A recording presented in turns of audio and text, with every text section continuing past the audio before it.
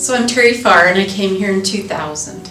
And the reason I came here was because there was a position open, fundraising position in community development at Kootenai Medical Center. And I had been doing that for about 7 years at another hospital. And I had been involved in nonprofit work and child protective services since I got out of college in 1980. So from 1980 on, I had been working in children's protection, in wellness, and working with nonprofits. Then I went to work for the hospital. And what I found at the hospital was that I was really able to help in a different way a lot of the different groups that I had tried to help more directly earlier. Children's protective services is really hard, and 7 years was a long time to do that. But once I was offered a position with the hospital, I found that I could bring the resources of a larger organization to the benefit of people who are underserved or really vulnerable. I think vulnerability is the key to what inspires me to do what I do. And I think that when I bring my honest self to the work that I do, and can connect with the needs of the people that I'm there to help, or help inspire other people to help, that's when we're most connected in the world. So it's kind of spiritual kind of work. And the other great advantage that I find in the work that I do is the ability to inspire other people who have an interest in helping. So I get to make connections for people.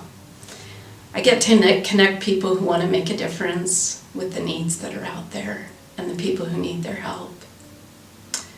So when I came to Coeur d'Alene, I brought with me a history of working in these different areas. And I thought, how do I apply that here in a new community where I don't know anyone?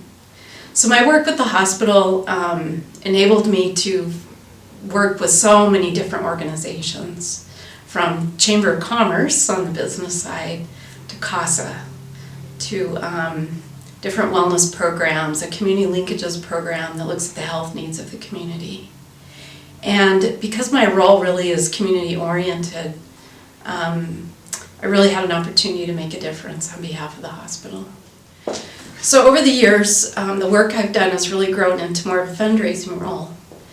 And through fundraising, we can provide stability and strength for these organizations that really make a difference, whether it's the hospital or CASA or even a Rotary Club.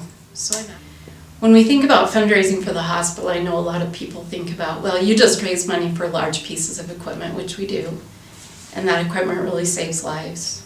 But we also raise money for simple things. Last year we had a little boy whose mom had terminal breast cancer, very, very low income. And we have a program that we started through the foundation that helped the poorest cancer patients that we have. And the kids at school were really tormenting him because he had holes in his shoes. And we were able to buy him a pair of shoes. Now to me, that's one of the biggest things that I've done in my career, was to be able to tell the social worker when she called, of course we can buy him a pair of shoes, and of course that mom doesn't have to worry about it. I guess my story is kind of simple but long, and I think I took you down quite a winding path. But the essence is just to be able to help people in their most vulnerable moments, and bringing to bear